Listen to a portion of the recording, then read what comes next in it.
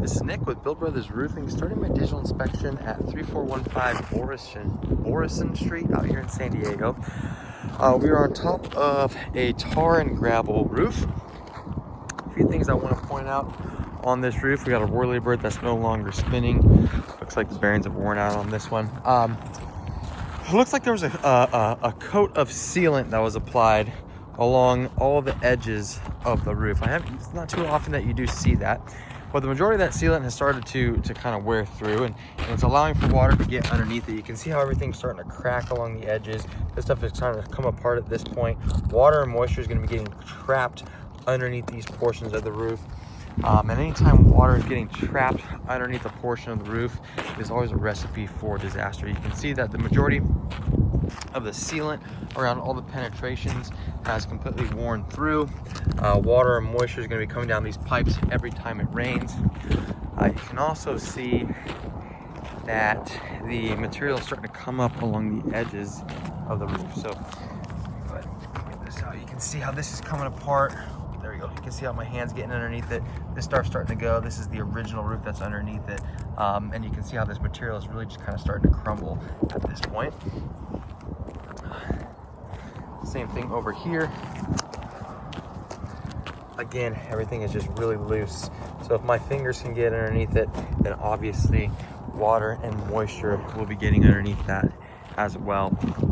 Now I'm not sure as to whether or not there are any current leaks on this property. And I also can't really tell just how old the material is, but just based off the material itself and based off of the original underlayment that I had just pointed out, I'd imagine this roof is at least 30 years old, at the very least.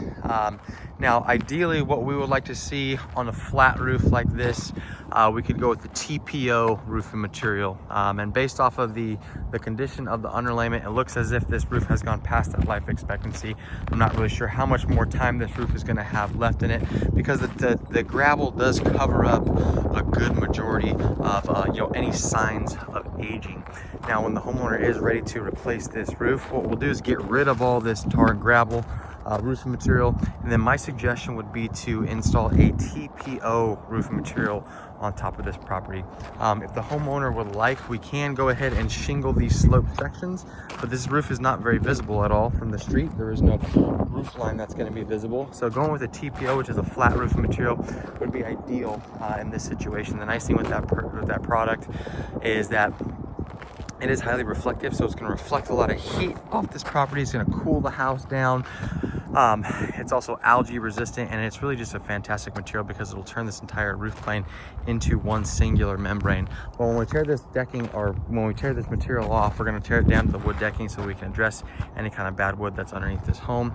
There are areas of the fascia board that are going to need to be replaced. Corners like that one, corners like